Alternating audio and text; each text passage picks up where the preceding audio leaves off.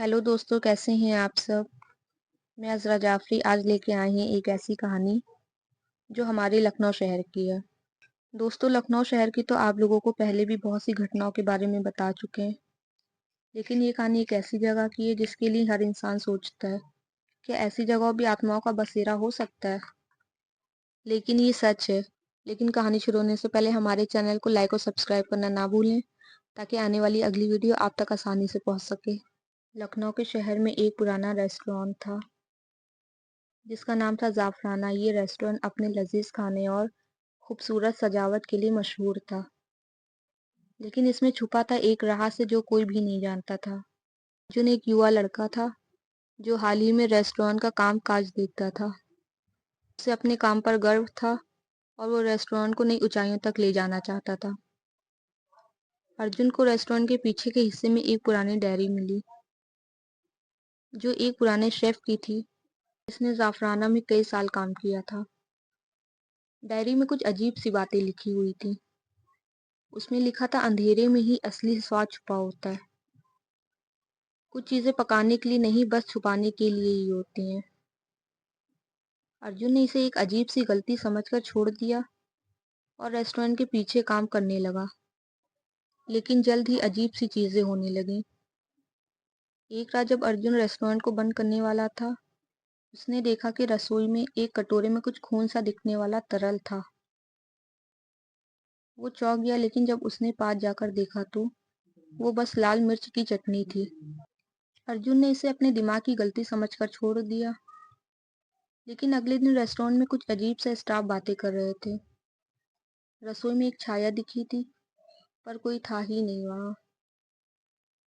खाने में कुछ अजीब सी गंध भी आ रही थी, जैसे कुछ जल रहा हो। अर्जुन ने सोचा कि ये सब तो एक मजाक है, लेकिन उसके अंदर एक डर सा एहसास पनप रहा था।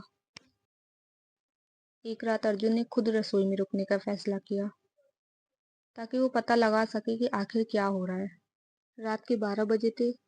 जब सब लोग चले गए तो उसने रसोई के दरवाजे बंद कर दिए और इंतजार करने लगा। जैसे ही घड़ी में 12 बजे, रसोई के बर्तन अपने आप खड़खड़ाने लगे। अर्जुन ने देखा कि एक पुरानी शेफ की यूनिफॉर्म पहने हुई छाया रसोई में घूम रही थी। वो धीरे धीरे पास गया और देखा कि वो छाया एक पुराने बर्तन में कुछ मिला रही थी। अर्जुन ने हिम्मत जुटाकर पूछा, तुम कौन हो? यहाँ क्या कर रही हो? छाया ने धीरे धीरे मुड़कर देखा। उसकी आंखें काली थी और चेहरे पर एक डरावनी सी मुस्कान थी। उसने धीमी आवाज में कहा, खाना सिर्फ भूख मिटाने के लिए नहीं होता, कभी कभी ये आत्मा को भी भर देता है।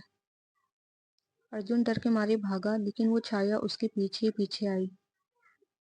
वो रेस्टोरेंट के बाहर भागते हुए जोर जोर से चीखता रहा। अर्जुन ने पुलिस को बुलाया और सबको बताया कि रेस्टोरेंट में कुछ भूतिया चीजें हो रही हैं। पुलिस पुलिस ने जांच शुरू की और रसोई के पुराने हिस्से में एक गुप्त दरवाजा पाया जो एक अंधेरे बेसमेंट की ओर जाता था। जब उन्होंने दरवाजा खोला तो वो पुराने बर्तन, खून के धब्बे और सबसे डरावनी चीज एक डायरी थी जिसमें लिखा था, ये रेस्टोरेंट सिर्फ खाने के लिए नहीं बल्कि आत्माओं के लिए भी है। हर ग्राहक के साथ एक आत्मा जोड़ दी जाती है। अर्जुन और पुलिस ने मिलकर रेस्टोरेंट को सील कर दिया और इसकी कहानी एक डरावनी दास्तां के रूप में छोड़ दी गई। लेकिन लोग अब भी जाफराना के बारे में बात करते हैं। कहते हैं कि वहां जाने पर कभी कभी आपको अजीब सी गंध आती है, कभी कभी रसोई से डरावनी हंसी सुनाई देती है। जाफराना जहाँ अंधेरे का स्वाद आज भी छुपा हुआ है।